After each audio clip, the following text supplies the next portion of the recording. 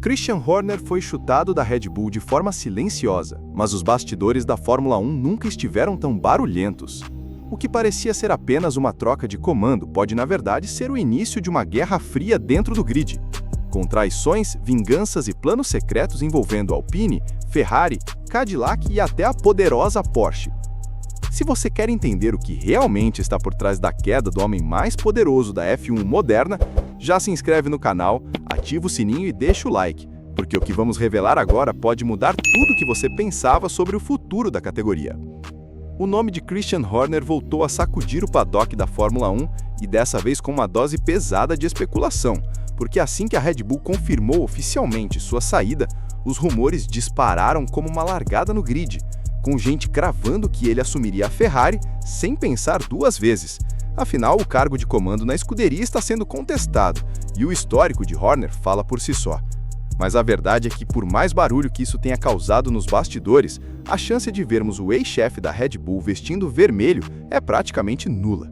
E não é palpite vazio ou chute de fã empolgado, são informações sólidas vindas de fontes confiáveis dentro da própria Fórmula 1, como o portal Fórmula 1 Análise Técnica, que já deixou claro que o nome de Horner foi cortado da lista da Ferrari.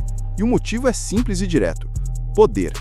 Ou melhor, a ausência dele, já que a Ferrari é conhecida por ter um sistema interno extremamente rígido e hierárquico, onde o chefe de equipe não toma grandes decisões sozinho. Precisa seguir ordens superiores e se enquadrar numa estrutura que não permite liberdade criativa. Justamente tudo que Horner sempre teve e exigiu em sua trajetória. E isso fica ainda mais claro quando vemos que até Lewis Hamilton, recém-chegado à equipe, está enfrentando dificuldades internas para colocar suas ideias em prática, o que já demonstra que por lá a liberdade definitivamente não é o ponto forte. E para completar, Horner ainda está preso pela famosa cláusula de quarentena contratual, o chamado Gardening Leave, e segundo ele mesmo declarou publicamente, ainda não deixou oficialmente o grupo Red Bull. Ou seja, ele está fora do cargo, mas segue dentro da organização, o que na prática significa que não vai bater na porta de Maranello tão cedo. E se a Ferrari está fora de cogitação, surge a pergunta inevitável: para onde Horner pode ir? É o que vamos detalhar agora. Porque Christian Horner é um nome de peso na Fórmula 1, um estrategista que comandou a Red Bull por quase 20 anos, venceu campeonatos, bateu de frente com potências do grid e transformou uma equipe desacreditada numa verdadeira referência do esporte. Mas exatamente por isso, o papo de que ele poderia assumir a Ferrari não se sustenta por muito tempo.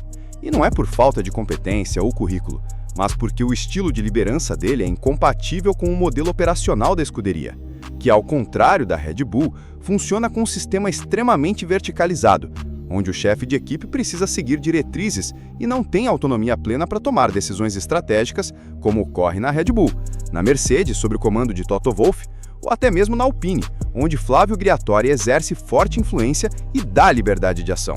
E é justamente isso que Horner quer.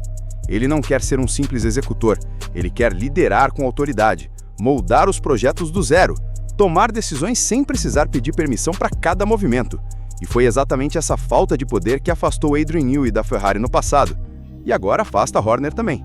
E quando até Lewis Hamilton está enfrentando barreiras internas, fica claro que nem mesmo campeões consagrados têm carta branca dentro da estrutura de Maranello.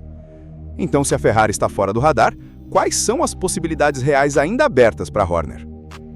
Mesmo com sua saída da chefia da Red Bull já confirmada, o caminho dele para assumir o comando de outro time ainda não está completamente livre. Porque apesar de não estar mais no pit wall da Red Bull, Horner segue vinculado contratualmente ao grupo, o que ativa automaticamente o período de quarentena contratual, mecanismo muito comum na F1, criado para evitar que alguém saia de uma equipe e imediatamente leve conhecimento estratégico para uma rival. O famoso Gardening Leave impede que ele atue diretamente em outro box por um período determinado.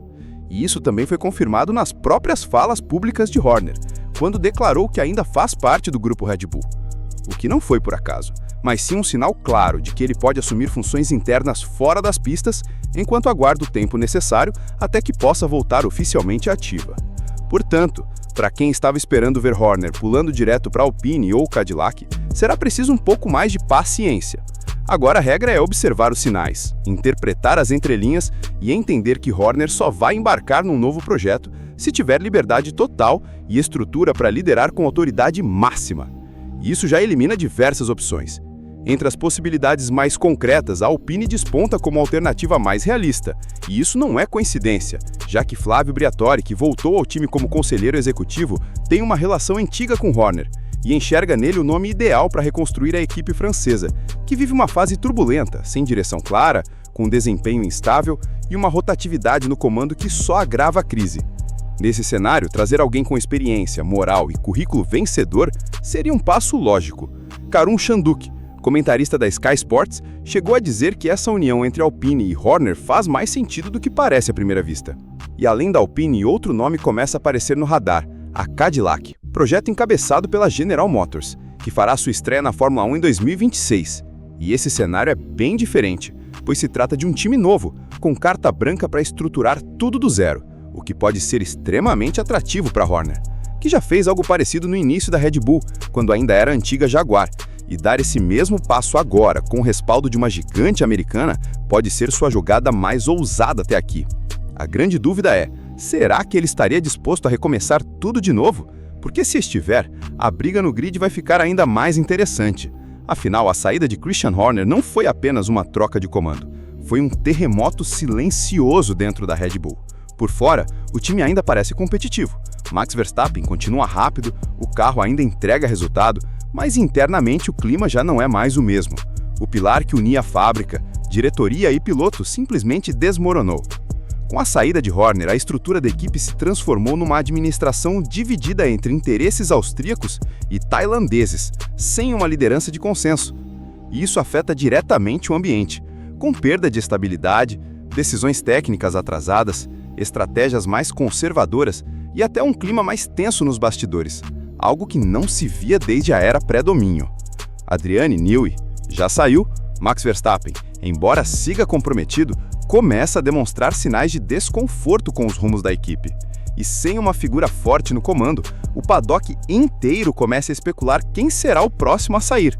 A Red Bull, que antes parecia uma fortaleza inabalável, agora exibe rachaduras políticas. E além disso, há uma preocupação comercial crescente, já que patrocinadores valorizam a estabilidade, e o caos interno pode pesar negativamente em futuras negociações. A equipe ainda tem estrutura técnica, mas perdeu o elo humano que conectava as partes. E o que vem a seguir é uma incógnita. Porque, no papel, Christian Horner tinha contrato até 2030, mas na prática foi removido do jogo. E isso não foi por acaso.